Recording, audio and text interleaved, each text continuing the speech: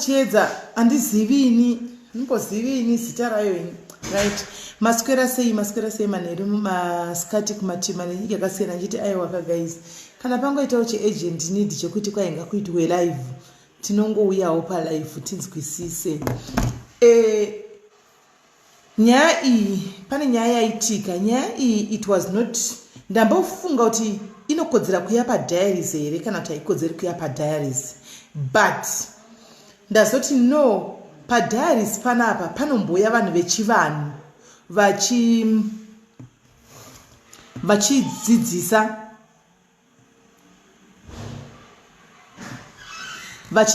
zvavanenge vachidzidzisa panapa vari vanhu vechivanhu, and then pari kuita nyaya dzimwe dzatisinganzwisisi dziri kubuda. Saka nenyaya yekuti panapa people they come handitika nema-real life issues avo, mangwana zvinopesa zvakukonzeresa kuti vanhu vapesere vasingasatruste handitika vanhu vanenge vachiuya pano apa nechivanhu nekuda kwenyaya dzimwe dzinenge chiitika dzisingaisisi. It's only good for us kuti tiite sei tinyatsonzwisisa kuti guys, kana pakanzi pane zvaitika handitika, kana kuti pakanzi paita domatisi 1 rakaora mubhasiketi, hazvirevi kuti ese anenge akaora handitika.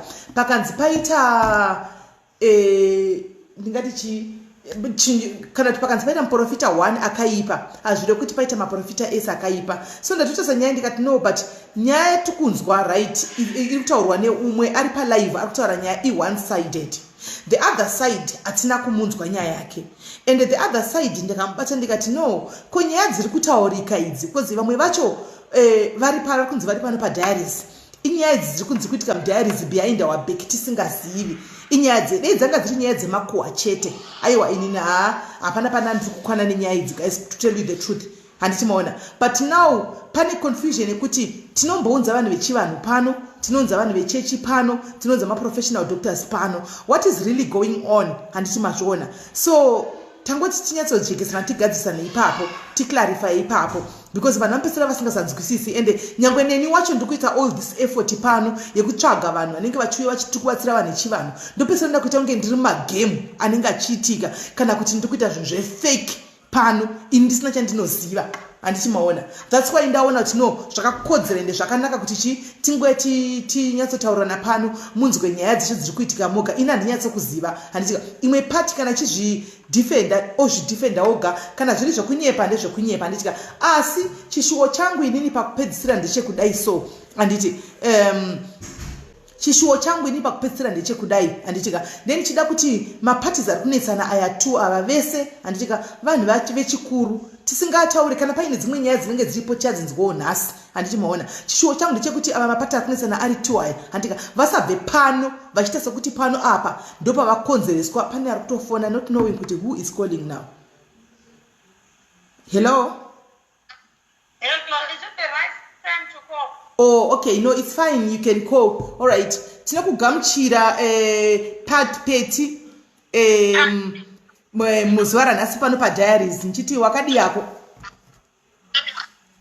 Ripo makadiwo. Right, ndiri pano. So paita ndaona uchita live. Mukuita live kwamunoita ndinoziva kuti panapa tinombonzawo vanhu vechivanhu, vachiya kuzodzidzisa vachiita sei, but now zvane confusion mukati, and madiaries akawanda noteverera chivanhu nevaya vanenge vachida kudzidza vanenge vasingasanzwisisi kuti what is going on now, because pari kubuda nyaya dzakawanda handitiona hatichazivi kuti what is going on. And pabuda panga pachiita sokuti pari kubuda futi mazita akati wande handitika dei yanga iri nyaya yemakuhwa peti. There was no way ananchita kuti uyai kudiaries handitika, because isi pana patita ma-online reality shows handitika. So inyaya ndachona kuti iri kutoitika right now behind people's backs, isusu tisiri kuziva according to you handichiona, hatisi kuziva. Though pazoita vamwe vazongo unga vachindifonerawo vachitaura kuti tinoda kuzofona chidididi handiwana. So zvinhu zviri kuitika panapa tisingazive behind our backs, and hatidi kuti mangwana kana muchidzidzisa chivanhu chenyu even mukatoda kumbodzidzisawo chivanhu pano padiaries vanhu vatange kuti hakuna zvinhu zvakadaro muri matsotsi, kana kuti munodai vanhu kana kuti munodai vanhu handitika. So ndosaka ndafila the need yekuti why can you not come here iwewe the other party yamuri kulesana nayo vanoendawo muchembereso kwavo handitika, so that ivo vari kuti because ndavati kweimi what is this now, nyaya dzatiri kunzwa dziri kubuda idzi chii chiri kuitika handi vakati vane ma V11 avo avachauya nawo pano. Ndikati okay, no problem handitika. So ndikati no inini chinangwa changu chekungoti mose mukauya mukataura nyaya dzenyu uye akataura but chikumbiro changu peti tiri vanhu tave vanhu vakuru tese ufunge twini wangu ivo muchemberesoko futi wavo zvemunhu mukuru pakupedzisira mapedzi enyu kuitira zvamunenge maitirana musadzokere makadaro if there is a way yekuti pave nerunyararo because kunotori nevamwe vanhu vechidiki peti vanototeedzera zvinhu zvechivanhu zvavanenge uchiita izvozvo izvo handiwana vanoda kutozovhunza kwauri but vakaona manje pachiitika controversy yakadai they will never come to you kuti vazobvunza saka vanhu vachangofa vakadi vachingori nepfungwa dzekuti havasiziva zviri kufamba sei handitoona saka chishuwo changu chichiripo pakupedzisira kwegemu rachionaka kana paine way yekuti you guys if it means kuti you block each other and you go separate ways let it be so handika kana tikutotsiurana pano right now pano nekudzana kuti this is wrong handika to the party inenge iri wrong totongoitsira kuti this is wrong zvachose handitika totongotsiurana handika and then tokuita kuti tokonche nekuti rudo ngaruenderere mberi noti kuramba vanhu vachingodzurana nekungodita ava vanhu vakuru we should lead by example kuvana vamunodzidzisa chivanhu vaya ini ndanisingadozivo chivanhu ndakatanga kutodzidzisa kuna muchemberi napiri ndochitanga kuvafolowa vachiita pamvenge-mvenge ndikatanga kutozvinzwisawo ndasingazvinzwisise totaura chokwadi handiona ndasingadozvinzwisise handiona so ndikatodzidza zvandakadzidziswa ipapo handiona saka zvinenge zvakangonaka handitiona so right pane nyaya yandanochitira live can you please take us back kuti nyaya chi chiri kunyanya kunetsa naipeti inini I'll start by saying this I have nothing against Mchembere Soko hangu inini navo handina kungibenge ndakataudzana naye mukadzi uyu mune zvakaipa but she has been coming on my comments and trying to attack me and something that I'm against her is ari kubata vana vevaridzi chibharo musendo ndiye munhu auya akazotaura ega kuti akabatwa naMuchembere Soko all in the name of manjuzu kuti ane njuzu yechirume and I will start by saying she is Fungai Maruta zvaari Fungai Maruta she has been changing names on Facebook because she was hiding her identity so that people would not be able to recognize her. So it has come to my attention nokuti I've got a group on Facebook that I teach Zvichivana usually and sometimes I do it on my wall. So she has been following my posts, she has been following my live videos that anga ndichiita and she has also been taking me kune mamwe magroups angaine zvanga zvichiitikawo anga achitengawo bute kwandiriwo as well because ndinotengesawo zvinhu zvechivana zvakaita sebute machira eretso and stuff for vanhu vari kuno kuEurope. So apparently Musendo called my young sister because she couldn't reach me on my phone. Ndakanga ndabva kuitwa surgery saka that time I was trying to recover and I wanted to stay away from a lot of things. Saka afonera munin'ina wangu then reached me akati asisi ndonyaya iripo so we connected Musendo ndobvatara akati this is my experience when I went kumba kwa Fungai Maruta ariye Muchembere Soko akataura akati akabatwa she was forced kuita zvepabonde naFungai and in the process Musendo aitaya kuti mudzimu wake udzike here Muchembere Soko ndokufonera Casper Bonga Pastor Casper vakati mwana uyu mudzimu wake uri kuramba kudzika so she thought kuti Musendo was not listening but she heard the whole conversation yavakataura hanzi akatofona akati baby uyu mudzimu wamwana uyu waramba kudzika then I asked Musendo ndine maaudios I asked her paaudio kuti how did she ask uyu Casper because Casper is a pastor nezvinhu zvemudzimu hazvifambirani so why did she have to call Casper instead of her calling vanhu vanoita zvechivanhu kuno kuUK kuneni kuna Muchembere napiri andimaona and then ndopakanzi Musendo akapiwa bute because Muchembere Soko vanotenga bute kwandiri rehondo nerematare ndobva apiwa bute the same bute raakapiwa kuno kumba ndoraakapiwa naMuchembere Soko vakamhafurira nekuti inini I believe kuti munhu akatenga bute rangu nhasi anonorideketera bute iroro kuti rive nesimba rishande zvaari kuda inini handigoni kudeketerera bute remunhu saka bute hariseiwe mufanzwisisa saka uri kuti Musendo ati palive yaunga uchita ndipo pauya nhasi akataura kuti iye akabatwa chibharo but she had come to me. I've got 3 girls also vakauya kwandiri, saka 4 girls vari muno muuk vakataura nini. The other 3 girls varamba kutaurwa mazita avo because 2 vane varume, 1 wachona murume akaenda. She doesn't want the family to know kuti ari kuita zvechivanhu, and this has happened because maparents ake ari muno muuk. Hold on, Pati, uri kuti iwawo zvinhu zvese izvi zvaitwa all in the name yekuti manjuzu abude pachena kana kuti chivanhu zvese zvinenge zvichiitirwa kuti zviite sei? If let me explain it this way. Muchembere Soko Fungai Maruta akataura kuti hana mudzimu. Mupanzwisisa ane manjuzu. Okay. Ini sekuziva kwandinoita chivanhu Meli, hakuna njuzu inouya isina kudhonzwa nemudzimu. Mupanzwisisa. Saka njuzu haipoye yongoti ndauya ndagara pamunhu pasina mudzimu wakadhonza nokuti njuzu ndisawira. Mukupanzwisisa. Njuzu ndamai epa next door asi tinotanga kupembedzwa mudzimu. Asi Muchembere Soko mukatarisa imimi, if you go back kuningirikini if you go back kumvenge vakaitwa interview naMuchembere naPiri vakati ini naiwa ndiite zvemudzimu ndinoita zvenjuzu. Saka that one is not a clean payment. Saka vana vakaenda vachinzi uyai nokuti there are some women who have been involved and they were told kuti uyai kugroup kundavhura group.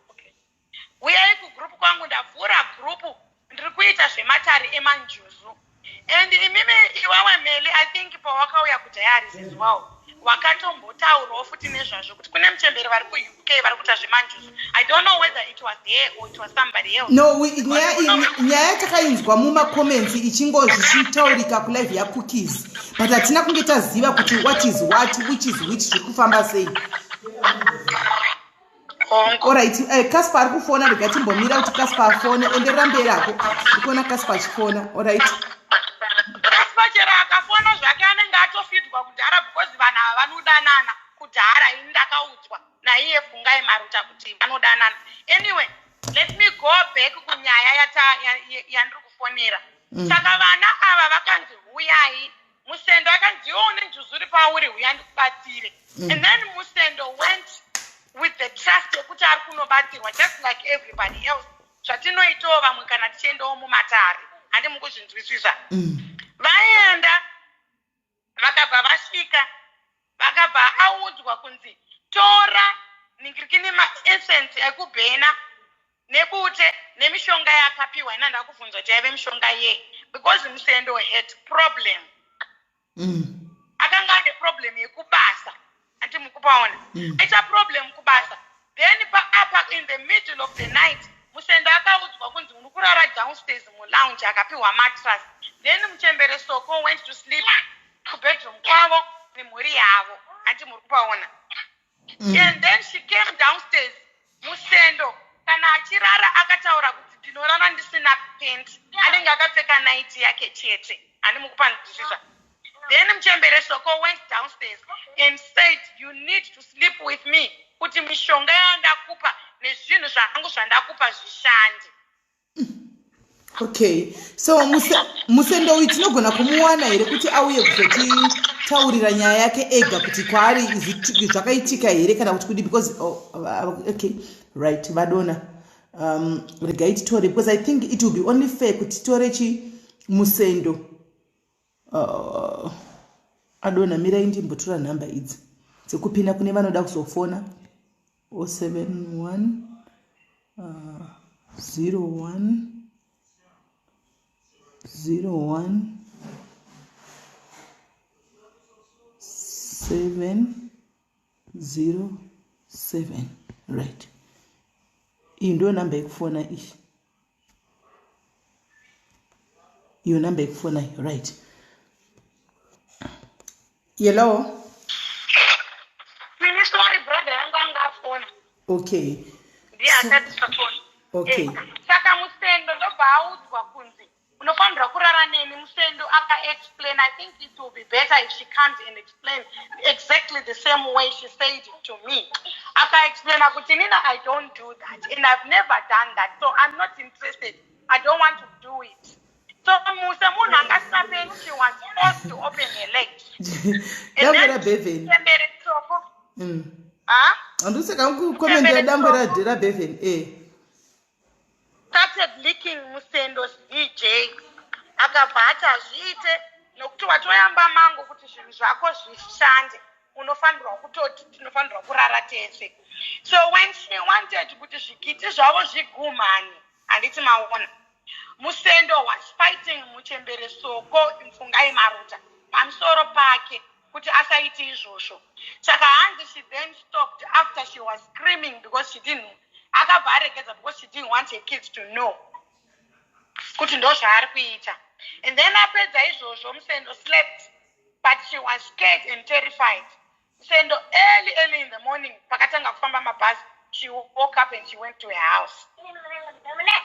Okay, so that's the story iripo, because I understand muita zvemanjuzu, you want zvemanjuzu, iwe wanta zvemanjuzu, saka it's now confusing kuti pana patinomboyawo tichitawo zvinhu and the last time, let me be honest with you guys, if you still remember pakatanga kuya sekuru vachita zvechivanhu panapa Muchembere Soko ndo vandakanyora papost nchiti thank you, this show has been sponsored by Muchembere Soko. If you still remember, vakauyawo kwandiri, she came to me and said, you know what, ndandichida kuti pambotaurwa nyaya dzemanjuzu idzi ndoda kuisa data, because normally panondotaura kuti guys, kana une topic yako yaunenge uchida kuya nayo kuti itaure, andika kana tisina data bring uya netopic yako, kana tisina data unongoisa data rako topic yochiriridza. And then she send 200 rand yavo kuti data ritwe musiwo live yemanjuzu musiwoyo pakaitwa live yemanjuzu pano, antimaona. So it's now confusing, atichazive kuti vana ava vasingasadzoki kwatiri tivazotiudza isusu nawo kuona kuti isusu maybe vanofunga tiri mumagame here, tiri kuita zvinhu izvi here, kana kuti zviri kufamba sei, andichazi. Ndosaka ndati we have to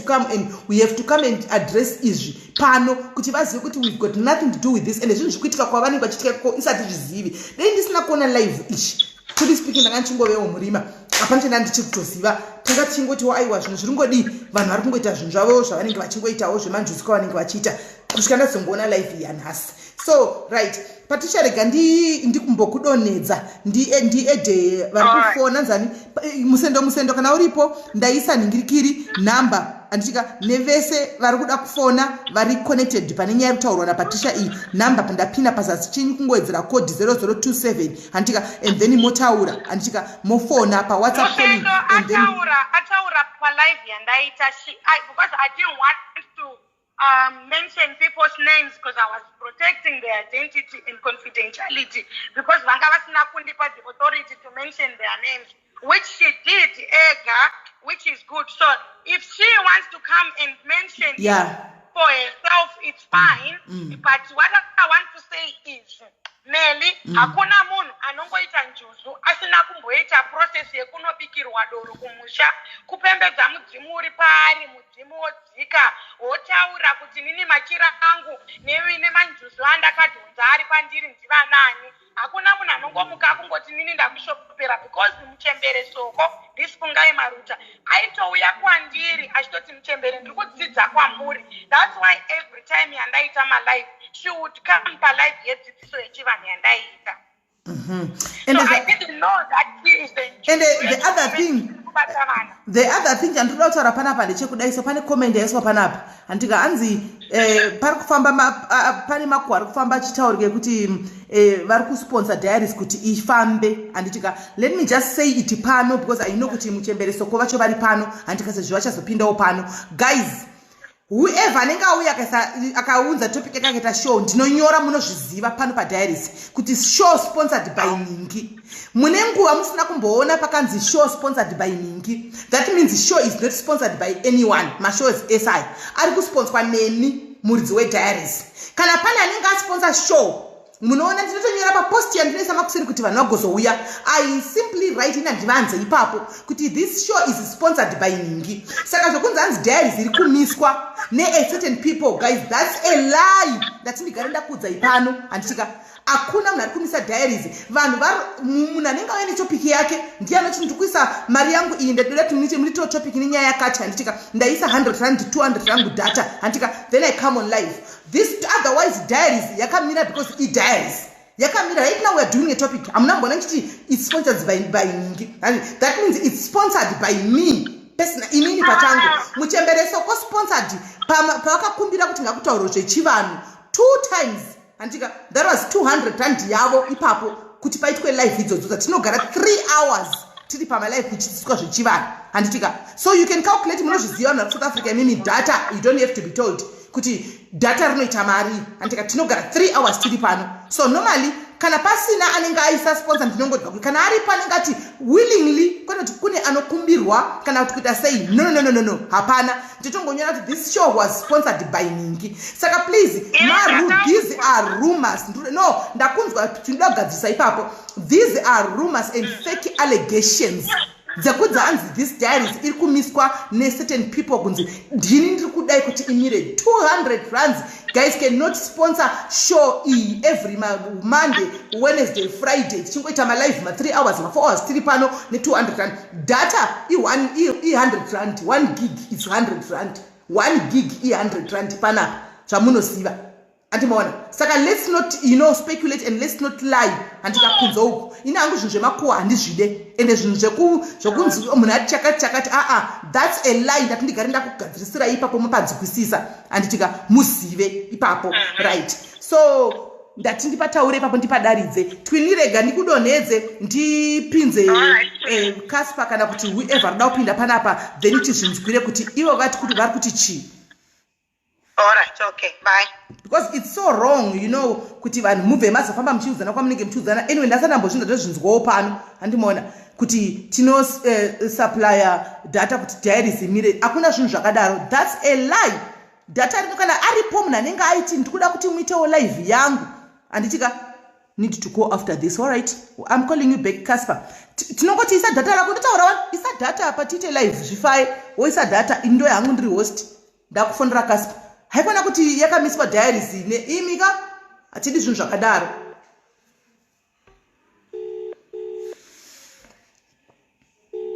Even Casper paakauya anamboisa data. Iva vari kufona prophet Casper pavakauya vakangouya seguest vanamboisa data. Rairori rangu ini.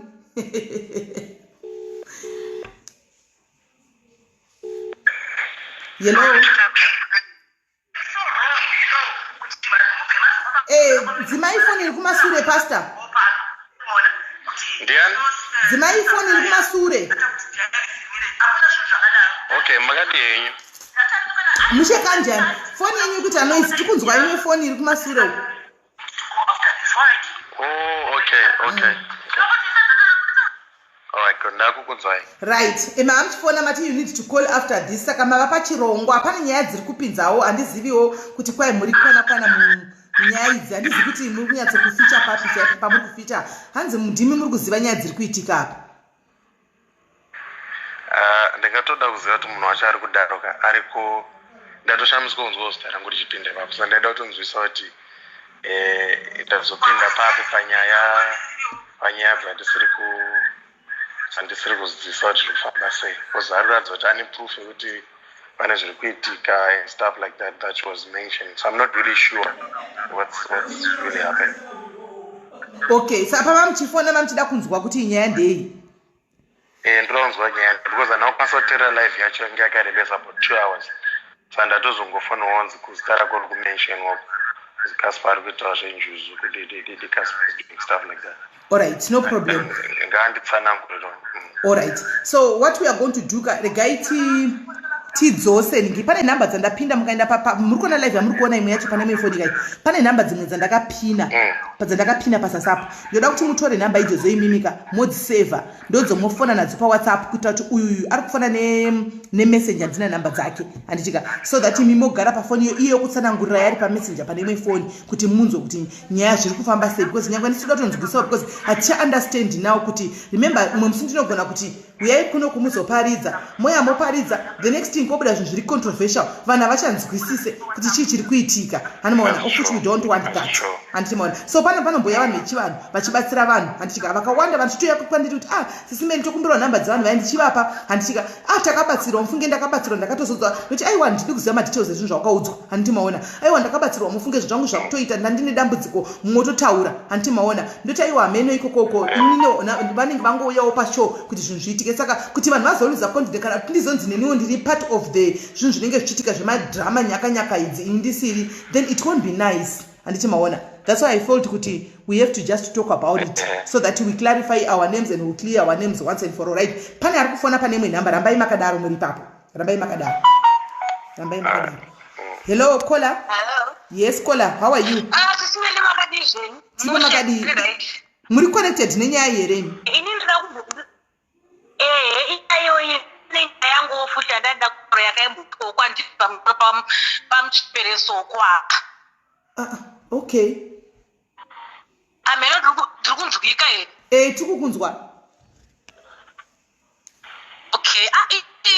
Muchembereso kava ndakangovaonawo pafacebook zvongoti unongoonawo pafacebook saka vakatanga kuuya kunhingirikini kwangu kuinbox kwangu ndandakapfeka this imwe jumpsuit yangu sovha watanga unditi iwe muchembere jumpsuit yenyu yakanaka zvisingaite makaitenga kupi ndakatoti handichaziva ndakaitenga kupi kuti kuwales here kana kuti kupi because ndandichaziva ndakaitenga kupi ndobva vatoti kana makazoziva kwamakaitenga muzondiudzawo handiti vandatoseka zvangu vatoti it's okay.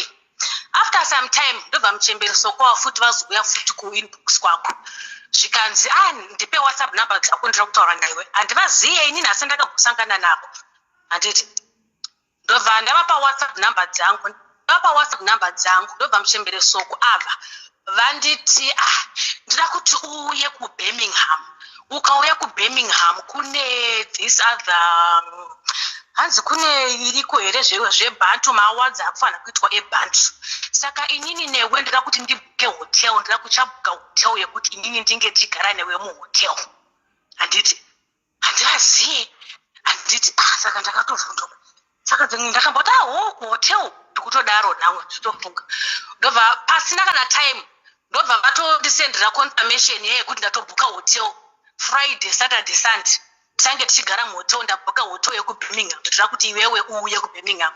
Don't worry about transport yako yese ndichakuita sei ndichakava transport ndinokubhadharira because ndinogara kuWales ivo ndofunga anogara kuBirmingham here but ndakazonzwa anogara kuCovent ndiziye zvinhu zvacho zvakangoitika so fast ndobva ndazosvika pakumbobvunza ukonza uto vamwe vanhu ndakati imi pane mukadzi anozviti muchemberesoko pafacebook apa ari kundiudza inini kuti andibhukira hotel ada kuti tigare muhotel imomomo Friday, Saturday and Sunday akati don't even worry about drinks and everything I'm going to cater for everything unongouya chete mimi muchembere tinakitwe uyai kuBirmingham ndashamisika nazvo vanhu vazondiudza vakati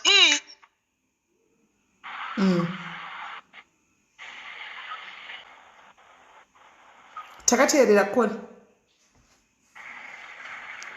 mwadoro ukadhakwa ende ukadhakwa anokwanisa kukuita anything wakanhikirikina ndokupukunyuka kwandakaita because inini ndakashamisika kuti mukadzi uyu haandiziye haasati akambondiona pafacebook angondiona pafacebook why of all the people tsitsi dzake ndedziyei dzaaita kuti for everyone aripo angondichuza inini kungondiudza kuti ndira kuti ndokubhukira hotel vandamsendera message ndikati aiwa inini hotel yenyu ikairekedzai zvenyu zvikasaka ndandatobhuka akaoda kuti ndikansele hotel yachona sei because ndandada kuti iwe tigare tiri muhotel vandadoti handisi kuda vakaramba kuti havana kutombozvifarira izvo zvavakabhowekana nenyaya iyoyi yekuti ndakaramba kubhuka hotel saka inini mubvunzo wangu kuna muchemberesoko apa ndeyekuti vaida kundiita sei kuhotel uku especially one havandiziye and the fact yekuti vanga vatobhuka hotel munhu stranger just a stranger like that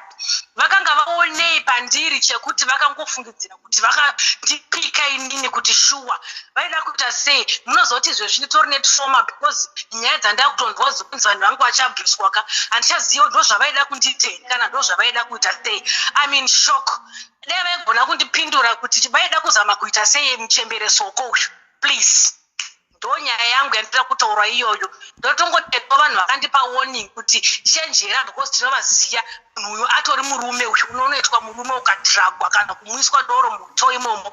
Handiti saka it means that's what she wanted to do kwandiri ka Sisimbele. Saka inini ndangoti kana varipoga vari kundiziya vandipindure kuti vaida kundiita sehotel those 3 days kuti Friday Saturday Sunday. Munozati nyaya yangu Sisimele kutara pachokwadi I'm confused and ndiri kunyepera I'm really confused. Ndatove confused. Ndatove ne confusion isingatoiti izvozvi. Isingatoiti ndatove ne confusion isingatoiti. Itori nyeshuwa ndiri kutotaura nyeshuwa vakatonditi don't worry about transport ndinokubhadharira uya iwewe uya kuhotel tigare. Ndinototya kutocheka kuti ndichiri nemasichato because ndakabva ndatobloka even WhatsApp and everything. Inini wathingo spirit yangu yakaramba kuti why unogona kutwanirawo here machats. Unogona kutwanirawo here machats amaitauraya kuti ndichiri nawo here machats iwayo ma-screenshots because ndakazotanga tumiro vamwe vanhu vanogara kuBirmingham ndokatinozooti mukamuchi agari kuBirmingham kuziya asati ambogona asada kuisa muhotel kugadza hotel. So she was on a mission to do something kwandiri Chembereso. Please mundipindure nyaya iyi kuti what were you trying to do? Handisi kuvablame asi ndira kunzwisisa kuti vaida kuzama kuita sei. Alright. Ngadai ndiri kuchema izvizvi. Alright. Saka thank you Sisimele. Alright, nditarisirawo mavhi11 kaunditumire right now kana unawo. Ndichatarisa because vakabloka namba dzavo. Ukangoenda kublog maitaura kumessenger. Maitaura kumessenger. Red Rock. Maitaura kumessenger. Ndakabva kumessenger kabva tatokuya kuWhatsApp. Yakatangira kumessenger nyaya iyi ndwatoziya kuti ukanotypa star ravo rinobuda chero ukavabloka and then unobva waona mamessages amaitaura ya. Alright, it's okay again. Ndinoti ndichiri nawo here. Alright, thank you very much. Alright, okay. Alright. Casper uchiripo? Ndiripo. Right. Casper is still here, guys. Arikuti arikuda kunzwa nyaya. Saka Party, can you please call on number dzipaza zanzi na Casper ndinoda kutonzwawo kuti iwewe uchitaura nezvangu panapa iyo inini uri kundikwanisa papi. Pane number dzandakapinda pazasidzo Casper idzo. Ndokumbirawo kuti utange wa Party ufone pa number idzo. Utsanangurire Casper pari kuficha panyaya yese tozofonera Ivo Muchemberesoko maybe nevamwe vari kutaura kana vari paroda kuzofonawo vari mumunyaya iyi because ndanzwa uyu particular kwakashira danzi kune vakadzi vanosvika 40 saka azvinonyese panguva che did not make sense to me. Handiti maona kuti 40 vakadzi umwe mukadzi and from what I know she's married. Handiti maona but handingazivi a lot about somebody else, right? Ndo patoda tichinyatsonzwisisa ipapo handiti. So Party muma comments can you please take the number ufone pane number dziri pazasi kwete dzawambofona fona pa number dziri pazasi idzo handitika tionewo utaurire inini uri kundikwanisa papi panyaya iyi because rangu riri kungonzi riri kuficha ina hapana pandiri kukwana handitizi kuti ndiri kukwana papi pasita iri.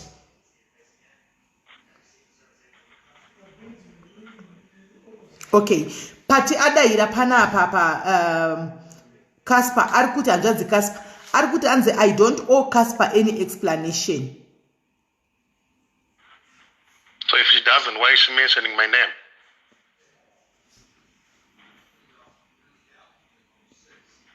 Now I don't know now.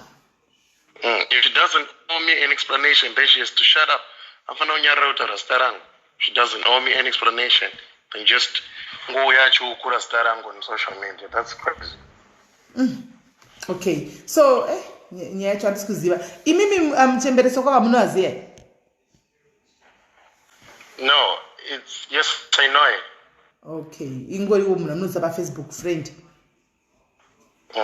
Okay, no, it's fine. Regai tinzwe tikudrope hedu then because ati she doesn't owe any explanation to you. Tinzwe kuti pana mwana gona fona, you can follow the live and you muri comments tonzwa kuti zviri kufamba sei. All right. Okay, thanks. Right. There's a number, guys. auya here musendo wacho, because I would love pakupedzisira kuti Pati on the other phone, Muchembere Soko on the other phone, tingwe igadzirisa nyaya iyi ka 1 ibve yangopera. And I remember Cookie is talking about it. Yes, Cookie akashtaura ndikatodairira ini ndikati because atinatomboshtora serious impact panyaya yacho, takangoti nyaya chiti vedu wekune Muchembere kunzi but handisirini animaona, tikangoti inyaya isina basa handitimaona atina kunge taziva, right? Regai nditrai kufonera Muchembere Soko tinzwe kuti Muchembere Soko WhatsApp kwacho kuti vanoti chii, sezvo vanga chiza ndikuya pa live. Regai ndine kuningire kuti akwafonera. Okay, Muchembere Soko vanga vatumira kuda mavhii 11 here. Okay, can I play the audios dzatumirwa mamwe machats? Handiti anenge machats avaitaura Meriton. Okay, anenge machats avaitaura na Pati yadona uyu. Handiti amenoti aiti I'm in serious trouble, musadaro piwa him audio. Okay, anenge Pati uyu akati never mind, Muchembere will be fine. Muchembere Soko vakaisa voice note, and then Pati akazoti muswa 10 October, that was last year, akati please Muchembere ndibate, sorry nekunonoka kudzoka. Muchembere ndafona no answer zvese ayangori machats aya. Then pane ma audios are send wari papa. Let's go to the audios and hear. Mam kansai Muchembere. Ndanga ndichida kubvunza kuti dai wakagona kunditsanangurawo kuti hope dzangu dziri kureva kuti chii. Ndakarota ndiri mumvura. Mvura iyi yange iri yeblue. Senge mvura yatinoona muya ma-TV, ma-ocean. Oh, I think the Musendo. I think this is Musendo. Blue kudaro. Okay, I think the Musendo. Pasi pemvura. Voice la Musendo. Odi pekutanga pemvura ndanditutori pasi right under the water. Sapana ndiri pasi pemvura. Ndaona njuzu. Handina kunyatsoona kuti yanga yakamira yakaita sei. Okuona tail yacho ndanchiona from a distance, like far away. So inini ndichiswima ndiri mumvura underwater kudai. Then njuzu yacho iri kuswima kwandiri, pandamomira. Ndakaitarisa ndichiti kuchicho. Pandamira. Pandiri kumira kudaro ndiri kuramba ndichingoona ichiswima kudirection kwangu. Veve amira. Beandipa tsamba enga iri folded. Pandipa tsamba kudaro vandatora tsamba yacho. Vandatanga kuswima vandabuda mumvura. Ove padzapera. Okay. So I think the Musendo uchu aitsanangura wapedzake kuna Muchembere Soko. Right, Musendo, what I'll do ndikuenda ku meeting kana ndapedza I'll call you and tikandotaura newe. Okay, daughter, bye bye. All right, Maita Basa Muchembere, have a good meeting. All right, bye. Masquerade say, am I? How was work? Say, Dandina Muvuonzo. Saka, am I Vango? Mangwane headache for Mungasma Javanak. Saka, my stepdad was Vakaro was it. Saka wonderful now. She done the Havakutimana Sora. She had an argument with my sister. Saka Vanda Nezuro. The shade out for them train. Vanda Rara. Them train, but Madame train. And I told her for Rota. Narota Arima, no, I am my bay leaves. Oh, they look similar to spinach. They've got that kind of shape. Ariane and me, a green. But Narota things I'm never going to find out. Kunwa, my hips. Aye. And when that's not what I've look at my hips. Zitara children in the upper arch. Twanganafana kwa boilisa, but msanda wana mkami. Nakuzindu kuneku babunza. Wanda petuba. Vandans kwa kutanza next stop. Saka stop yacho the next one. Nga yukuzindu kuneku for university. but hope dzacho ndanditorota maleaves acho ari mupoto kutengana akaboilwa vachifanira kuhanwa setii kuti musoro wavo usateme zvinzi ngavasafanira kuita fungwa nendangariro hope dzapera dzakadaro kana nchongokumbira kuti mugona kundijekesao kuti dzikoreva kuti chii and mazuva ano ndiri kungorota ndiri kungoudzwa mari iri kungouya madzimo angu ari pafires vari kudanyasoratidza kuti ya dziripo. That's good. Zviri kuita. So keep on doing that and madzimo ako ambofaka kurasisa. They will always protecting you. Don't worry, zvinoita. Okay, daughter, I'll plan, I think Friday, if you have off Friday or Saturday, we'll catch up to Nana, then Tonyatsukurukura and Ditka. Thank you. And I got a live yako yesterday. It was good. Well done. Mama, ndanyarara munoziva kuti unoita kunyarara dzimongo wavanhu vachikutaura. But you know when it just gets too much, manje ndakati ndokusvika kumba pandiri kugara padhen ndonyazovaitira live ndonyazovaudza zvese zviri pahana pangu because it's among people on social media. I feel like vanotora advantage vakanyarara or vanofunga kuti social media saka umuhanze, but it's not like ndinongohwava. I don't get easily agitated, but zvanga zvanyanyisa. No, kune vari kuti anzi nditsvage maaudios epaaabuswa. Inini maaudios aya ndamapuhwa asendwa namuchemberesoko ndovandisendera.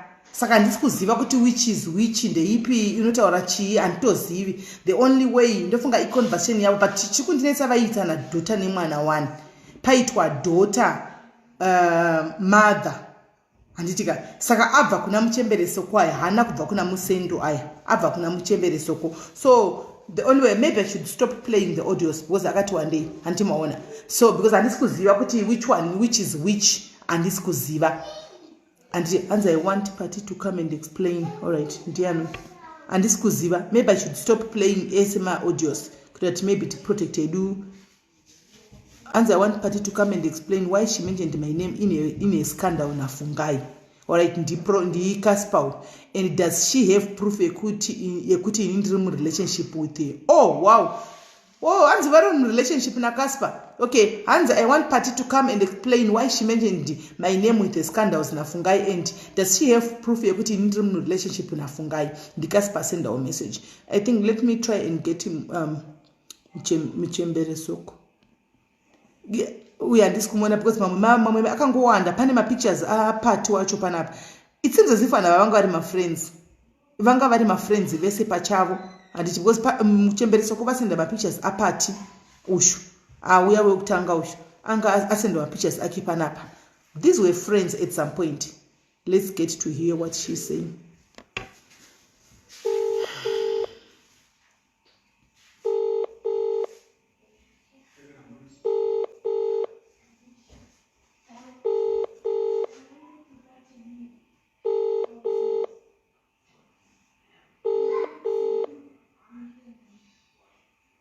Hello, Muchembere Soko. Ndiripo tiri paniki pa live ndanchimbo play ma audios enyu and uyo ayo apatakataura kuti nyaya dzaanzani dza musendo. So I played. To my surprise ndikuona pari kunzi maita na daughter mother. Sorry, daughter, play kusvika pekupedzisira akauya kumba kwangu mwana uyu. I can call my daughter panapa. Mwana wangu ane 18 years. Musendo akatouya anga makaplay kupedzisira achitondinetsa kuya kuno. Hanzi yanga itori set up. Ndo mamessage akuya ndichakutumira ma-screenshot. Mwana uyu akauya akatondinetsa kuti auye ndichitomunyembera kuti ndiri kumeeting. Akanditi Muchembere, please, I want to come to your house ndogara muCoventry. Pandazongopedzisira kuti auya mwanangu. Anditi akatochinjana namba nemwana wangu akauya panapa muchendo akatotigira madrinks nerice nechi akatotengera vakadzi ekupfeka ndikati ko watitengera mapads sei kwena handipichi mapads wanzi nani kutitengera zvanda mama ndangoti nditenge amba tangochengeta but ndakazarasa panambashandisa saka mbato ya first day akatorara tikatoisa mattress downstairs kune vanhu vandakafonera I think ndakafonera Miss G, ndikafonera Kefi, ndikafonera I think Flame Lead. Ndichitoti Musendo ari pano, unoenda tsikuona Musendo tichitofara. Amva aita maaudios akachisvikirwa ndikamurekodha ndikamutumira kuti inzwa mwanangu. Pekupedzisira makateerera andimeli ndichitomudza kuti mwanangu namba iyo wanga uchitiwadzingwa kubasa ndozvaunganyanyofambira nezvamai yako nezvababa wako. Saka chienda kubasa ndakupa chibutero wongonogeza uchirishandisa zvikanzi alright mam ndokupedzisa kwandikaita naye. Saka inini I need Musendo kuti auye pano ataure ndakamurepa papi. Musendo akauya pano akataura nezvapati uyu achiti pati ndakaenda kumba kwake kuchitwa babira. Antipati vanogara nenyoka vanotori nenyoka hanzi vanotozi dzikari kuZimbabwe vakatombonzi vane zvikwambo. Ina hangu handidi kufumura vanhu, it's not me, handimuri kunzwa. Musendo ndichitaura naye mumba muno achindudza zvinhu zvakawanda ndikati ndakambokona uchida kubatsirwa naPatricia zvikanzi agone chinhu agone. Even Patricia ndakamufonera day after ndikati Musendo anga ari pano but achitaura nezvako handiti zvikanzi ana Patricia don't worry about it. Aiwe Musendo ndozvaanoita. Musendo anotozi magrupu echivanhu anomiya zvazvatopera.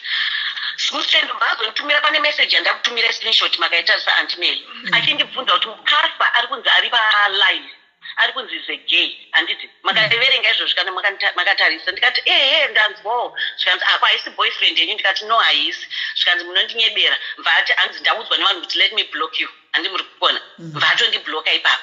Musendo anga atotumira imwe picha yomwe murume wemunhu zvirimo maaudios. Murume womunhu akada kuti ndigadzirise murume womunhu nemukadzi wake but zvakaitika kuti vanhu ava ndakavaziva. Ndava namuti Musendo I can't hope about this because murume uyu wandipa picture munhu wandinoziva ndichida kutaura zita remurume wacho because anonosangana nayo murume wezenenjiniyera amene kwaanenge achienda vachinosangana. Musendo aida kuti ndimugadzirire murume iyeye arambe mukadzi wake. Kana Musendo achiti ndiri kunyeba ngauye pano ndine maaudio andokwanisa kutoisa futi ndobva ndaisa mapicha emurume iyeye nemukadzi wake. Alright, because maaudios ari vanhu vada kunditsvaga handiti maaudios ari pafoni yamuriyo. Can you play them from your side ikoko maaudios achiwaya tinzwe? Because it's not making sense now. Because Pati uyu ari kuti anzwa naMusendo. I think the person ane nyaya is Musendo. Musendo ndione nyaya yako handika waenda panoudza Pati handiti so Pati wochiuya pano wochitaura kuti aiwa kamuchembereso kweni makandikudubura makandirepa handitika zvikadai wotaura because Pati is third party. Kana ameno kana chikanganisa guys Pati is a third party aita kuudzwa naMusendo. Musendo if she can come here otaura nyaya yacho kuti aiwa munogoramba sei nai moms imi makandidai mukadai then motaurirana ipa papa muchidaro because it seems as if pane third party Pati uita kumbomubvisa mutaurirane naMusendo wacho. Matress engaitoti downstairs kune vanhu vakandoona ndichifonera Musendo ndichitotaura kuti uri Musendo ari panapa akatogara pamatress. Ndakarara nevana vangu tichitoona movie Musendo ndiye akatotiudza movie yekuona paNetflix handiti ndine vana vangu panapa vanokwanisa kukonfesa kuti Musendo pane pandakambo even Pati paakandibvunza ndikatoshamusika ndikati ndabvukira vaMusendo wati ndakatoenda downstairs ndikaisa matress ndikarara naMusendo pasi. Musendo akatorara pamatress nemwana wangu ane 5 years ne10 ini nemwana wangu ane 18 ndikarara panemwe sofa nepamwe sofa. Vanhu vandakafonera inini ndikada kuti vauye panapa vakonfesa vachitondoona ndichikarara downstairs zvedu takatowanda tikuona movie. But vanhu kakana vachingovenga munhu vachindivengera zvekumadzimai akatendeka zvavakati ndakaba 2018 vakaripota kumapurisa nanhasi zvaita indakuita chivanhu changu nometa munhu anonditi ndine manjuzi efeki ndine ina handina basa nazvo handiti but inini vanhu vanoda kuuya panapa kandinozobudisa mavhi11 ezvinhu evanhu vari kuuya nemapicha evarume vavo chaivo vandoramba kugadzira varume waveni kune vanhu vari kuuya nezvinhu zvinotyisa muinbox mangu. But kana munhu achida kuuya panapa achida kundidhisa kana vatadza zvekumadzimai akatendeka uka ndavasiyene nechivanhu changu. Vanhu ngavasiyane handidi kutukirwa kudzinza rangu handidi kutukirwa mudzimu wangu antimeri. Alright. Pane mwe musikana mbouya pane a certain girl or certain lady ambouya panapa wamakataura naye mamakateerera from the word go. Ndamunzwa ngabudise ndamunzwa ashara ngabudise mavhi11 pandakamunyenga musikana iye ndichiti ndoda kukwira ndopandikuda vhi11. Amuna wangotaura because it's a setup. Vanhu vakawanda vatotaura kuti muchemberesoko vanhu vaitokudiscussa before. Right. Regai chinzwe. Imimi chigara ipapo tinzwe because Musendo asati auya regai chinzwe kuti uyano. Hello sister. Right. Tadzoka panapa pane nhingirikiri Fungai ave pano Mchembere Soko is now here. Vari pano. So you can address all those questions that we are addressing ka varipo. Can you please ask varipo apa vakateerera. Okay. Name Soko ndoda kubvunza pepe pamakabuka hotel iya makanditendera confirmation details musingandizive and everything. What were you trying to do nenyaya dzakubuda? Is it that those amazing makwiti or what? Kani pandakabudza ndokudai ndopandakabudza iwe ndine vanhu hobho shamwa dzangu pane pandakabudza ndokudai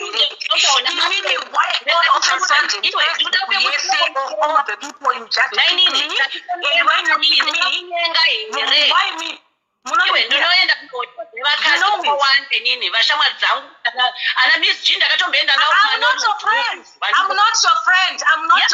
I don't know you. I've never met you.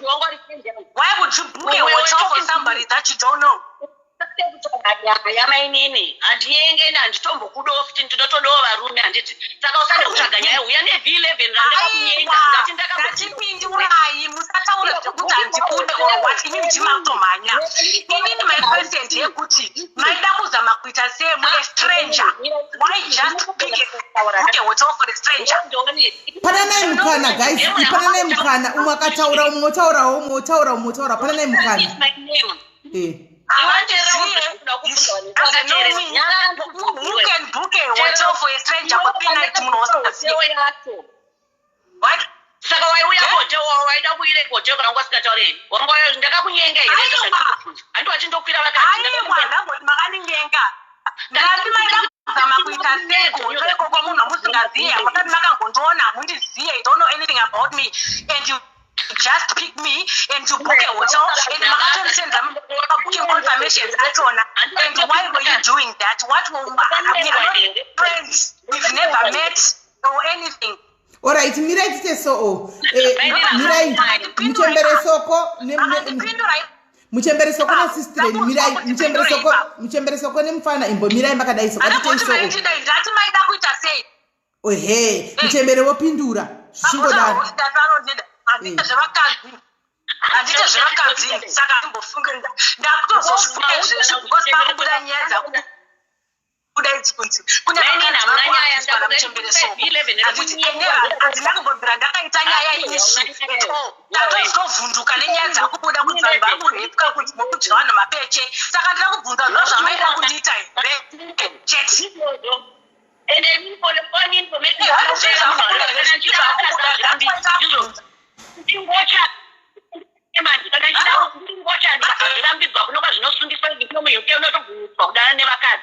saka ndisindatanga kudana nevakadzi saka musade kuya panapa muchida kutaura rafu ndini bhodhi yangu chandoda kuita neadapirana neni ndakapirana neni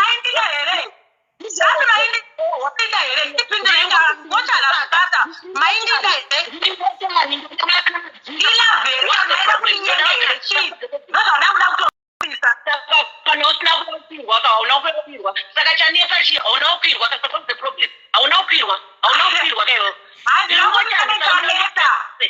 ndakatosipirwa nevanhu kuti ndisauye nokuti ndandisingakuzive ndakatoti muri munhu ari kutongondiinvaitawo zvakanaka ndakatida kuzwa kundipedza kwamaita maida ayu lesbian nditori ngotani ndoda vakadzi nditori ngotani ndoda vakadzi zvamukuda saka unaona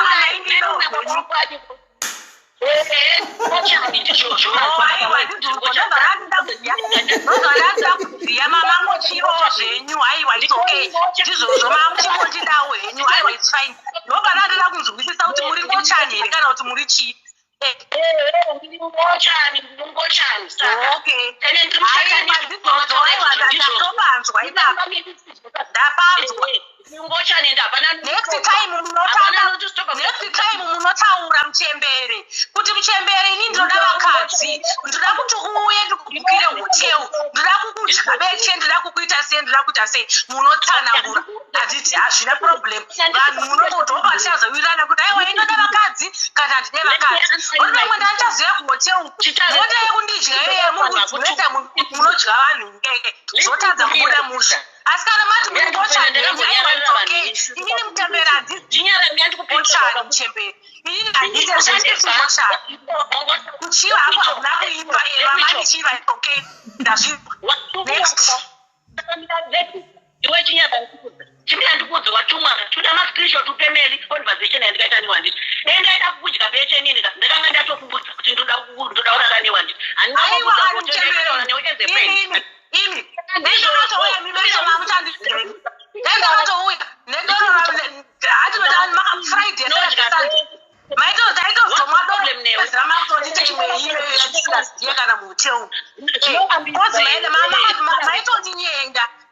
inini kundinyenga kwamaita ndiri kuti handisi kuti iproblem asi munoudzawo umwe munhu kuti aiwa ndiri kukuda ndakuchiva ndiri kukuda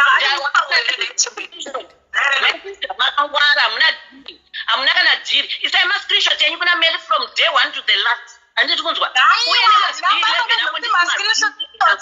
ini ndotakatakuti kasi maindida here zvekumascreenshot zvavo hati zvese hotel zvese makabhuka hamuna kubhuka hotel here right friday sat yes or no the problem hamuna bhuka nemusatanist zvinofanira kuenda kumabhantu ndizvo zvakaudiwaka hauna kudiwa saka what's the problem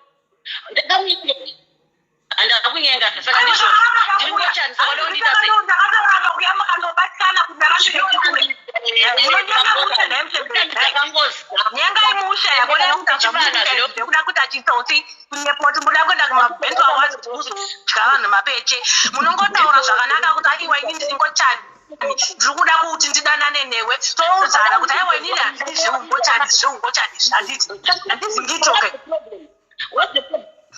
ndataura kuti ndiri ngochani what's the problem now handita zvo zvamandida ndikonzeme ndiri ngochani nemusatani ndizvozvo saka matondipindura ndada kuzwisisa kuti maida kuzama kuita sei saka mii makataura kuti muri ngochani zvichireva kuti makanga mandichiva manga muchida kuti inini muzodanana neni kana kuti sinhu zvamunoita but inini chiingochani saka maindimusingazive munhu wausingazive 3 days okukira hotel varume futi ndizvo zvandakunyenga usadaro nditoro machembere mazichavo chaienyenyepera usade kuita zvisane basa rese muchemberesoko sisimeli inini asi ndapedza nemukadzi uyu mazvinzira mukadzi uyu ataura kuti ngochani akati ndidowo zvake zvekuti haana kunyengwa akatadza kutondinyenga bhosa kuda kuenda handizoti munyama here kana kuti asiya kunyengwa nemunhu sisimeli ndakukati ndizvozvo ndizvozvorongochani but ndizvochani Okay, enough of these guys. Okay, all right, okay. Muchemberesoko namainini madonava, right? Muchemberesoko vati ndiri ngochani vazvibvumira kuti ngochani handiti vabvuma kuti vari ngochani handiti ka musikana uyu anga achida kuziva kuti maida musasiye papo musatanist ndiri musatanist zvese zviri tu hansati ndanzwa peusatanist ndiri kutaura pandanzwa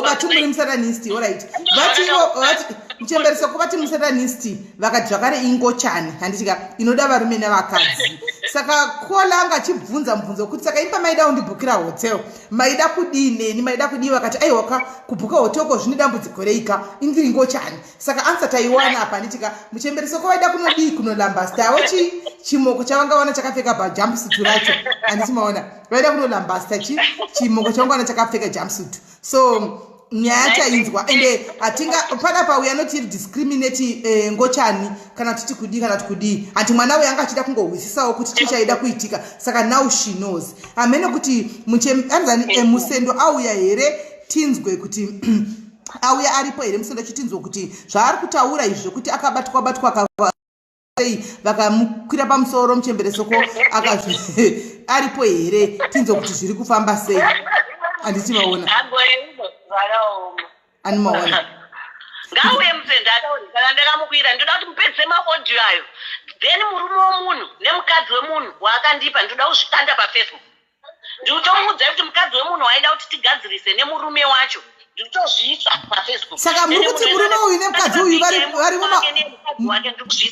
murume uyu nemukadzi uyu vari mumaaudio amatondipa iwaya vari mumaaudio ende varipo ipapo ndatoona mukadzi wacho achikomenda ipo pambengembenge my god ozikanwa pafacebook apa aida kuroiwa namwenu. Ndoda kuzvikanda vanhu ndemwari akatongondikomborera ndikasaita because ndo vanditanga vakanditira live yaita 1000 vanhu vese vanditi ini ndiri mukadzi wemunhu ndoda kuti ndinyengwe nemanigerian munoenda kumanigerian ndiri kuabuditsa mascreenshot ese ndiri kukupa mail ndine maaudio. Ndabvuma kainini alright batai makadaro hold on batai makadaro tini vari kufona ava kuti vari kuti chii. Hello kola taswera maswera sei mani musendo pana muchemberesoko muchemberesoko varipo muchemberesoko ndizvewo besha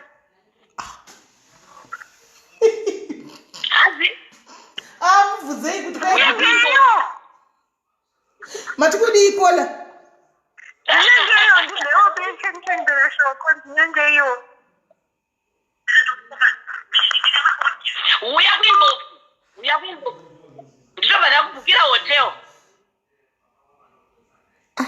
zvakaoma right musendo kana asipo because Peti ari kutaura zvinhu zvaari kuti audzwa namunhu vanandibhota inini ndichatamanda fona because murume wandomuziva ndikutanga ndavafona. Aiwa I hope no listen muchemberi ndoda kuti ndine mubvunzo umwe chete mira ndokupirawo ndine mubvunzo umwe chete no imbomirai ndine mubvunzo umwe chete imimi musendo chiya kwamuri achiti izvo ndigadzirirewo murume uyu munoita zvekuroya here nokuti zvive kugadzira vanhu zvazvokuroya kai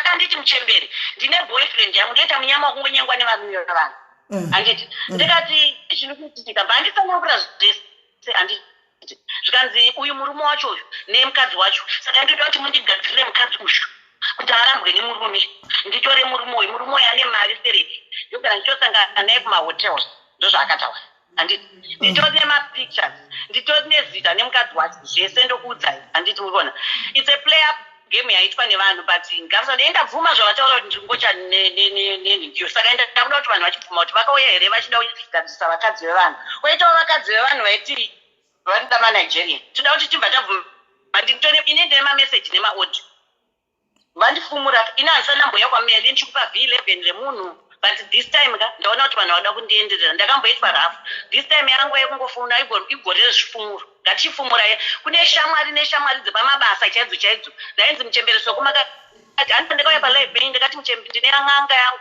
iri kuzimbabwe ikandibatsira kuti ndipfeke machira angu vanhu ndopavauya kumainbox vamuchembereso kuintroduce me kune n'anga iyi yakakuitirai kuti mitwe machira enye manjusi handiti ini ndine shamwari yangu iyi yakanditorera boyfriend yangu mwachiti ndine shamwari yangu kubasa ndoda kuti adzikisiro kubasa ndinazvo zvese mene ndine mazita anokuti vanhu vachaparara ndozvandakudzai kozi vanditanga okay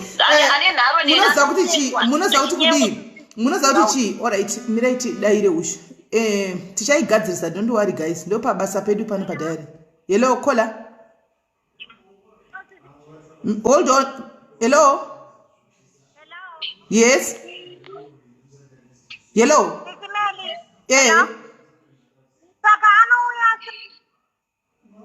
mati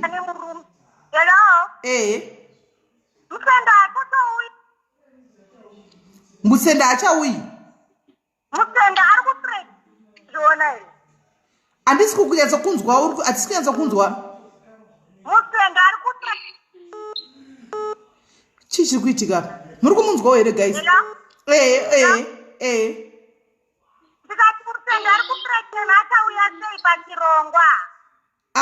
handizivi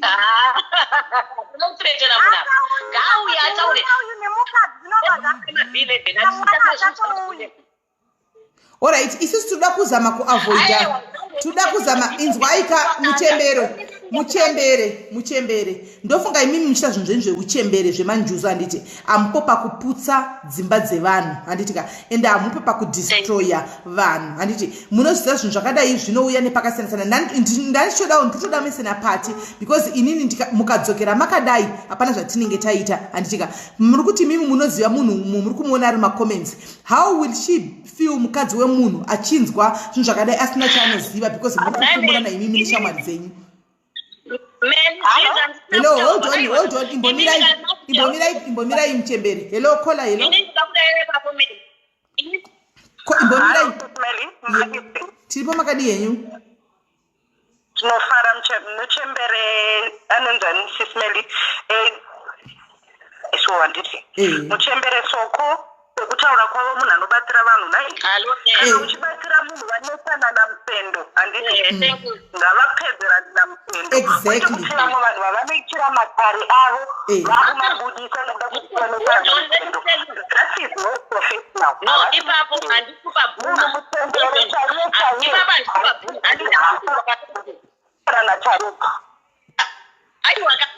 vanhu kana vanga vachiziva kuti muchembere soko information dzavo kugara uko vachivailonga vachimutaura zvekunge zvisina mabineke bekufira munhu inini handiti saka inini ndatina kuda kufuuramasana namusendoegeranai namusendo nekuti already ndataurwa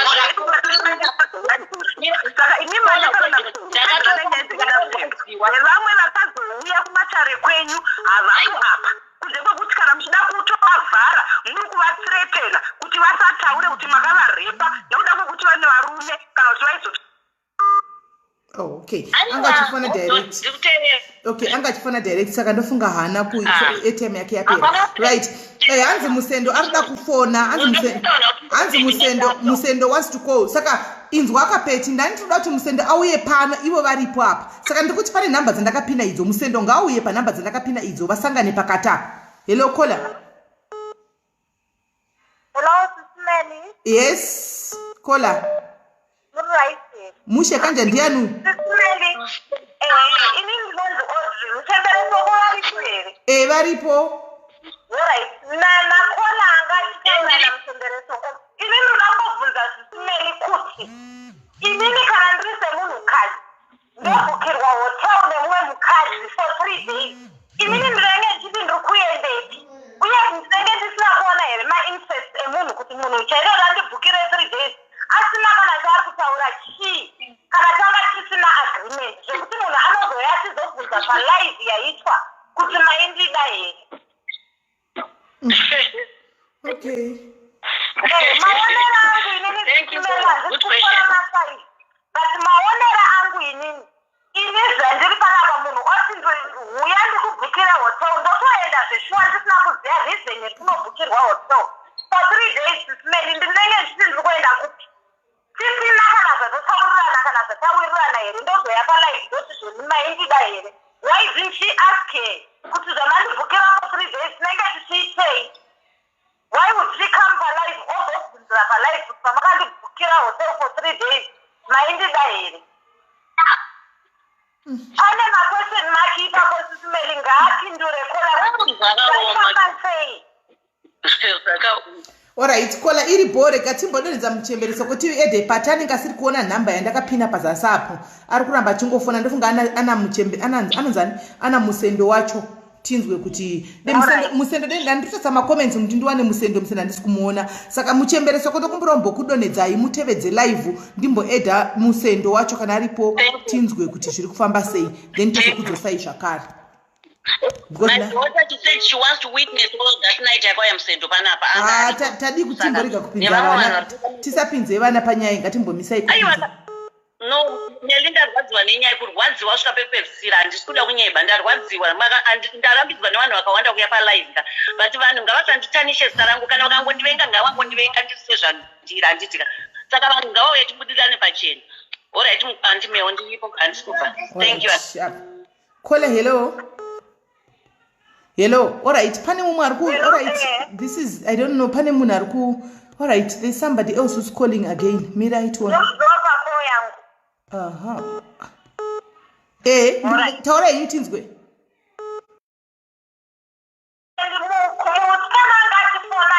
muchembereso okuti zvose mai here matatamba musikana uyo aiti ari kuda kubikirwa sadza here pahotera namuchemberesoko aiti ari kuda kuitwa sei before asati abhukirwa hotero aiti ari kunoita nezvi ikoko zvichida kuti vanhu vaviri ava vanenge vakanga vawirirana whatever zvavanga vawirirana asi zvekuzouya sisimeli palife nachizobvunzira palife maida kundiita sei munhu abhukirwa hotel for 3 days munhu chaiye sisimeli akafana chaiye handingabhukirwe nemunhukadzi hotel for 3 days asina kundiudza kuti tichande tichinoita kuita business rei saka inini maone rangu sisimeli I think also this lady she's hiding something ngaataure nyaya yake chaiyo. Alright, no, it's fine. Alright, ndakatimbokuDropa tise vamwe tise vana Patricia na kuda ndimusendo o ndiana ndisikuziya. Alright, thank you. Alright. Getichwage Patricia wacho awipa. Vanhu vemuSouth Africa nyaya haisi yenyu, imbomirai vanhu vemuSouth Africa. Nyaya haisi yenyu iyi, inyaya yemafofo iyi. Imi muri kumanya kufona kuda zvinhu kunoita vanhu vemuSouth Africa makangozviomerawo shu. Nyaya haisi yenyu, imbomirai kufona. Chiri kuda mhingirikiri. Imbomirai maSouth Africa vanhu vekuSouth Africa. Ai.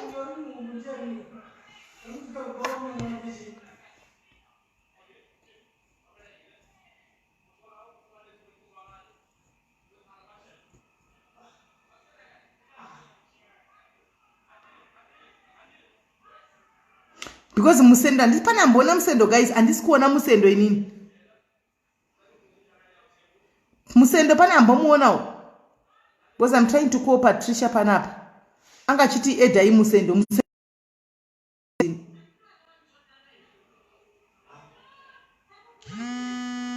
Okay. All right. Hello, Kola. Hello. Taura yenyu. Kola taura ika. Hello. Oh, and I'm not calling you, it's Musendo. Musendo andisi kumuona inu comments ini. Musendo chari kupiko. Hello, ndiwe Musendo ere? Yeah? Ndiwe Musendo? Aiwa Musendo.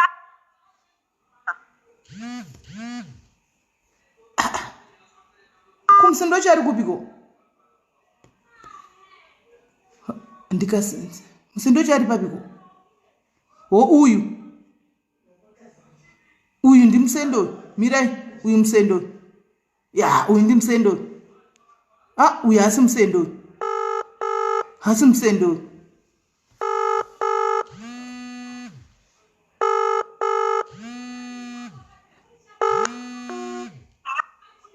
Hello?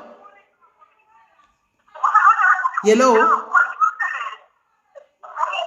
Hello?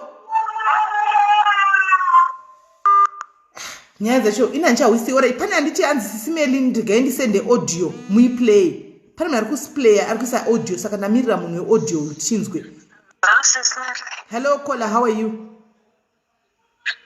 I'm fine, thank you. Play kama audio so we all understand like the whole story. Kati kutika timbomirira Musendo timbompa nguva noti Musendo ari kunza aripo apa but ndandisi kumuona.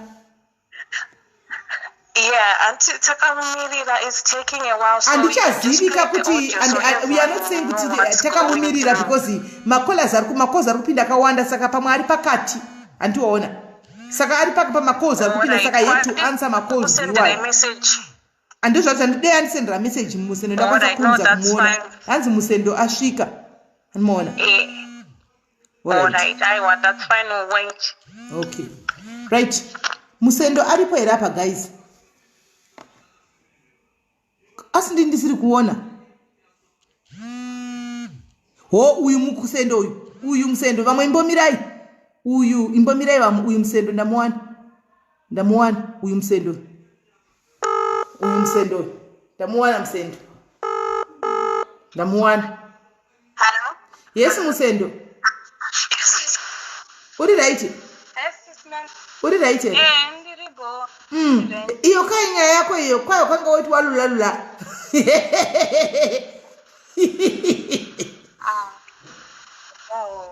chii chakaitika dai Museni ndoda kutaura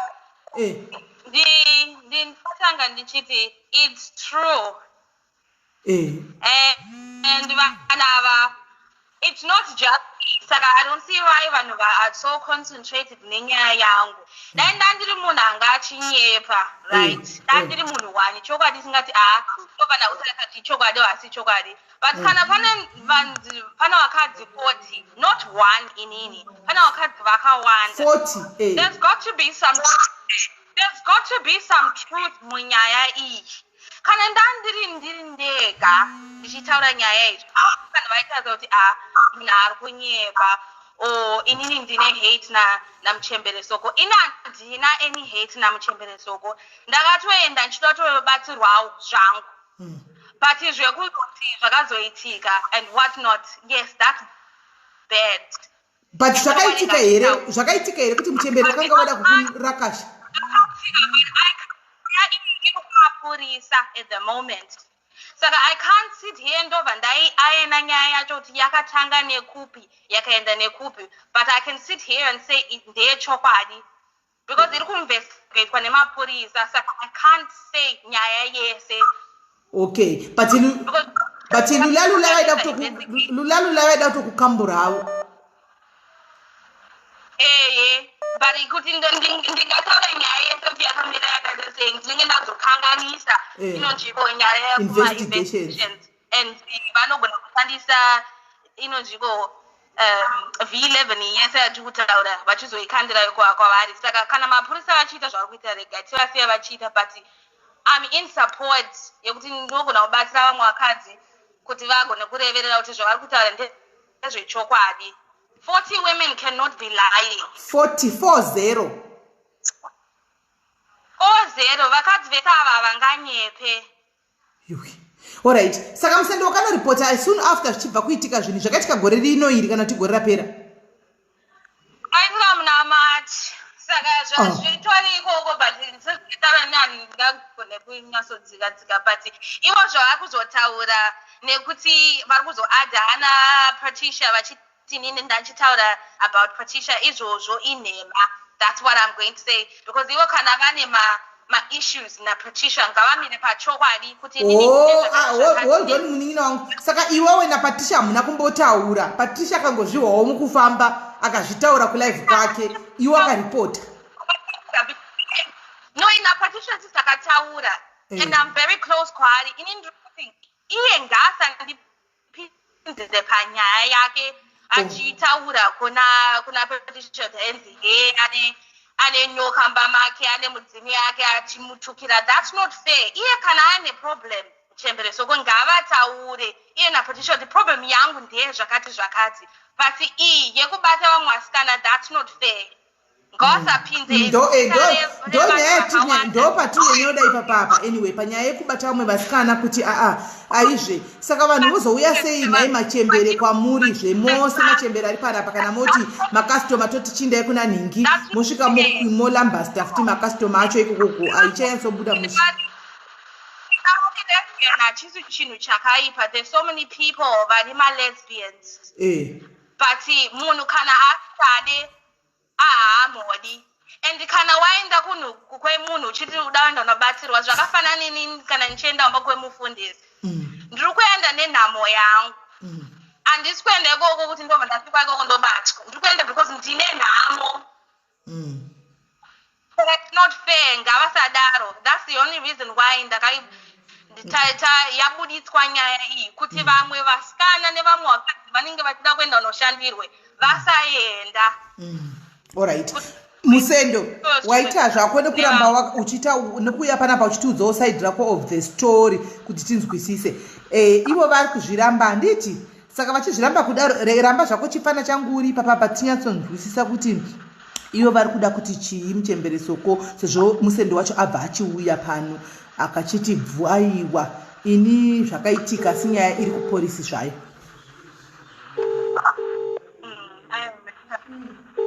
ramba ako uri papo aish wadona futi musendo futi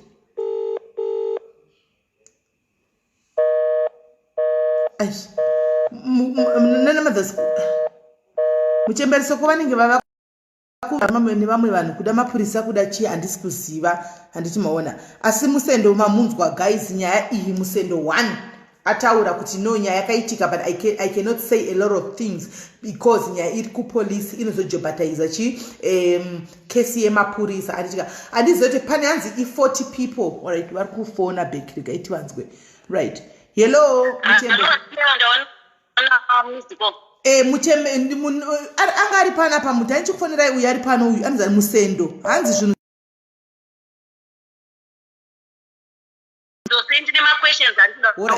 auya zvake musendo tina muchembereso kuvadzoka hanzi tikudzose vari panapa vati vane maquestions for wena rega tinzwe maquestions acho kana vane maquestions ngavamirire mapurisa paanenge achitora mastatements zvichinyorwa sisimeli kana vane maquestions ngavatumire sako ngaunge uudze mapurisa ako kana wemangwana ndingataura inini kutorwe pasi because hapana zvazvinobatsira kuti tinenge tichiuya pano ndichikakamidza because we're going to go backwards and forwards sisimeli I understand zvamuri kutsvaya kuita kubatsira but obviously ivo vachataura side yavo ivo nindotaura side yangu saka inini handikuda kuzodisrupta iyo nzvimbo iyo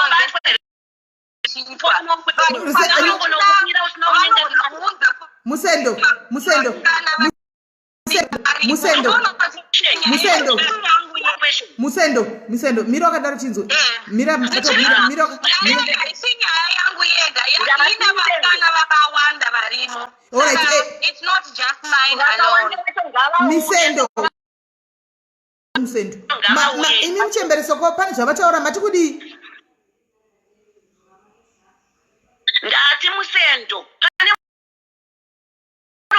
kukwira ndinoda kungokukwira kana idzi mukona iwewe unongoenda kungonosanga neotokuda kukwira vana vangu vanga varipo you know my daughter she got your number she's even surprised kuti ndakada kumubata hatitaurara tese nevana vedu hatina kufonera nzi mashura pafacebook wakagara pake panhingi pasi pematresi yatikarara downstairs handina here usade kutsvaga mhepo nedzisipa handitsendu kana iwo wakandivenga kangota hatina kufonera vanhu vakati wandei uri munomba mangu pane pandakakunyenga here ndikuda kuti unditaridze V11 upe meli ndichikunyenga iwo kuti musendo from your last audio ina meli hapana pandakabhuda kuti musendo ndokuda and always respect as my daughter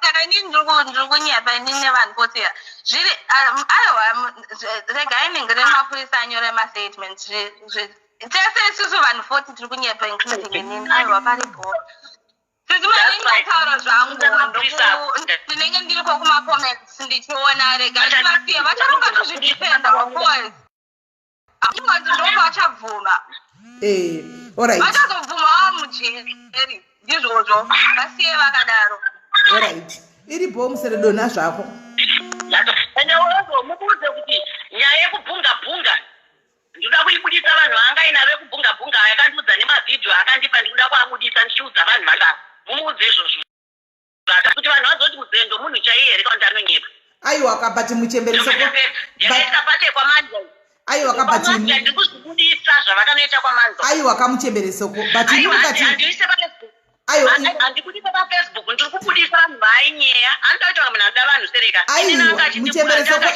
imboti paiwo mukana inzwai mukaita sokuti right now musendo auya pana kati nyaya iri kupolice station iri kuinvestigate kwanditi I can't say more imobva mataura toda kubudisa zvinhu zvokubhunga munoita kunge makuthretena musendo kuti asataure a lot of things amuzvioni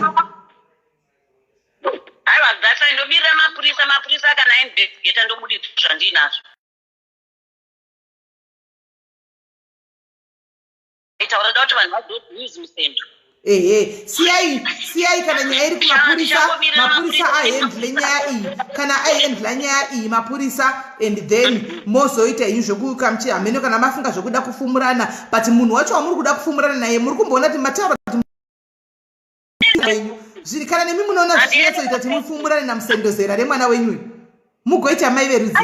Mwana wangu kana mwana wangu ni dhota ndatupa sismeli matera wodhota irekodheni ndatupa zvinotyisa ndonzi nyarara kuti uri muchemberi inini tidangotaura antimeli let me just ini kana ndati ndoda kufumura ndikufumura vanhu ndinoingirwa nevanhu vakawanda ndikunyembera kufumura makastoma handifumure vanhu vangu vakandifumura vanhu vandifumura ndo vandiri kufumurana navo noti vamwe vanhu vasina mhosva neni handidi kunyeba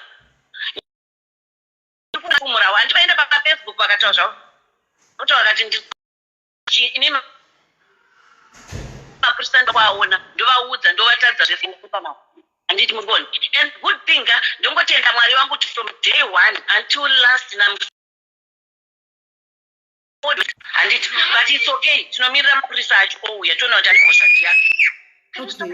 No, hapana kuipa. Saka inini hangu nini pandida kuda noti ndoda kuita disclaimer apa kuti kana ndati ndikufumura ndikufumura makastoma angu ndine vakadzi hogo varume hogo vanoenza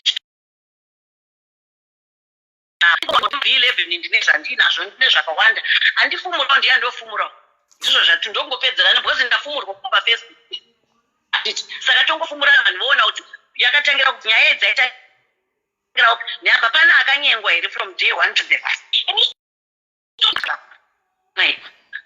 Saka toda kuti ane wese ari kuuya kundifumura tongofumura tongoti imba ane V11 yake indoiswa V11 yangu apa tapedza ndopedza nyaya tanoita nazvo zvokunzi takatombonzi tiri mbavha yese takatomisa kutosungwa mapurisa achirungu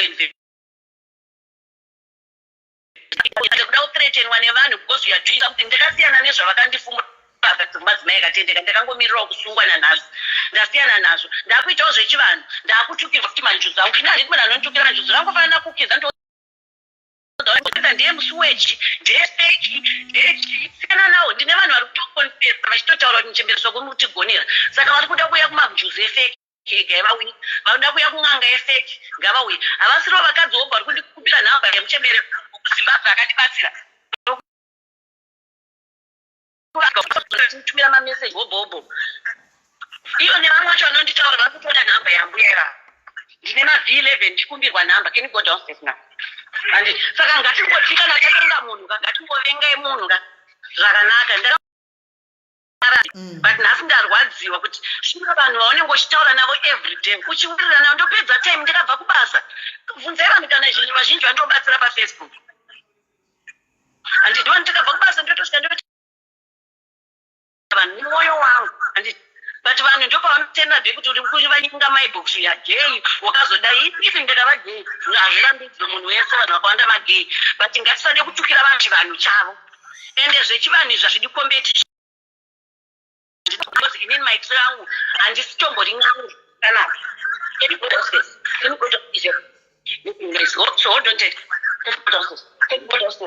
makanyarara henyu makadatize kola ari pava kola hello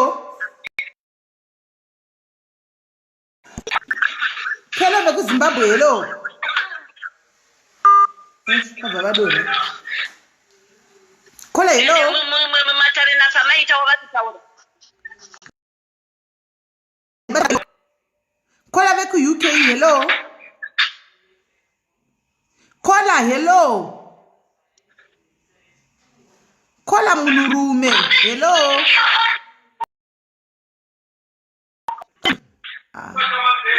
gaiti vadrope because havachadaira hello matarenasa maita vakatotumirwa maaudio vanditumira nhasi ndichakutumirai vari n'anga yekuzimbabwe vanditumira maaudios vachithreatinwa muchembereso kuvava kupindire mugroup mavo kudai vari kutora vanhu kumagroup evanhu ine handisi kutora vanhu mumagroup evanhu because handisi kubhadharisa munhu handina mari yatiri kuwana from that group ndiri kungobatsirana nevanhu ndichitengesawo bute rangu randongotengesera vanhu but handisi kuwana anything chekuti vanhu vangatondivengera kuita kuti ndaita mamillions. imbobate makadatinze kola ari pane imwe line kola hello hello zismeli muri right mushe kanjani mushe zismeli ndainoshida kuremind machembere hopo I think a couple of weeks ago. Pana kola akambofona from South Africa.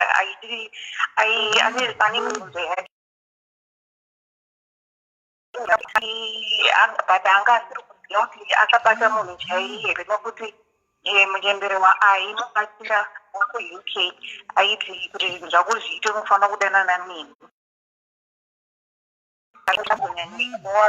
makozi kusouth africa kana kuti kana zvichiita mutokumbira valaivo kuti munhu auya atiudze kuti ndiye muchembereso kwere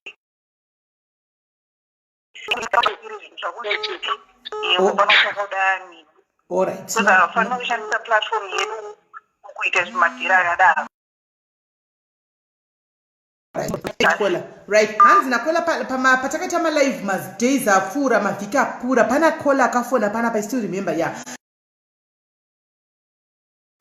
achitizvo pane muchembere umwe sisimeri vachembera ari kutinyenga tikaenda kuma-inbox kwavo hanzi kana kola uripo can you please call and confirm kuti munhu akakunyenga ku-inbox ndimuchembere sokwe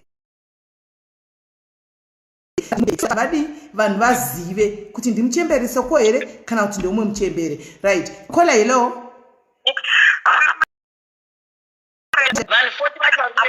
Inini ndine mubvunzo out of concern kuti vanhu vese vari kutaurwa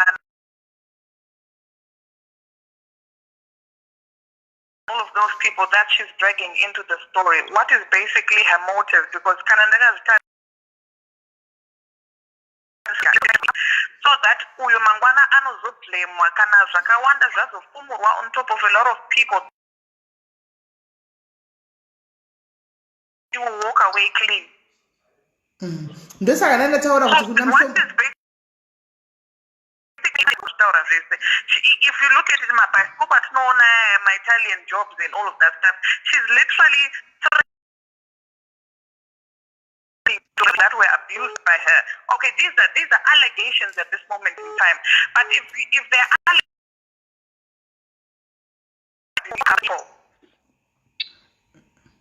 why are you threatening people? Why would things that involve other people that have got nothing to do with the allegations that state which you are? What exactly is her motive? That's where my question is. Murukunzo wakamchembere soko. Vanhu ndati anditiye musendo akayapa kataura nyaya dzake akayaokoka. I'm not going to do that. Inini ndaitofa kuendawo kwandaifanira kuenda ikoko, but ndoda ngoti musendo ane zvinhu zvaakandipa ndo zvaitaura namuti vamuona kuti munhu akaita sei, ndo zvandataura. I'm not going to put public or chii andingozviita. Saka inini because munhu kana auya andikauya pafacebook achindithreatena, saka ndinonzi nyarara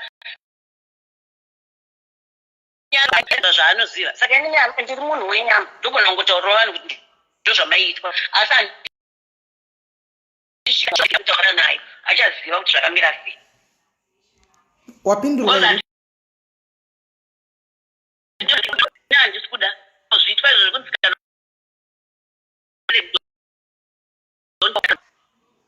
saka imimi basically makuti zvechizano panapa kazvekutsikirira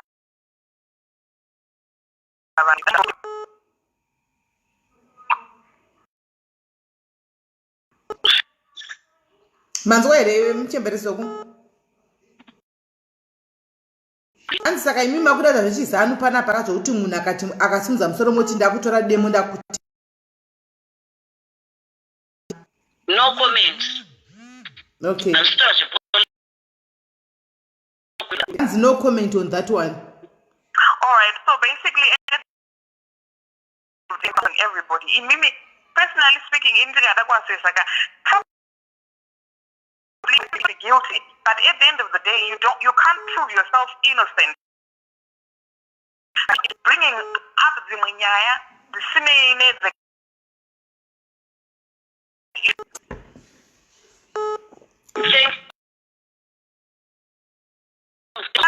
guilty. I don't think proving yourself guilty.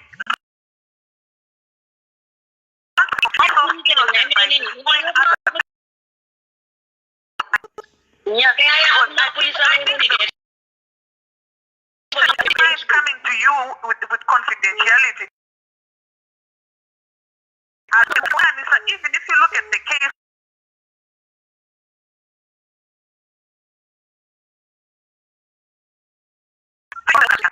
the fact that he had a lot of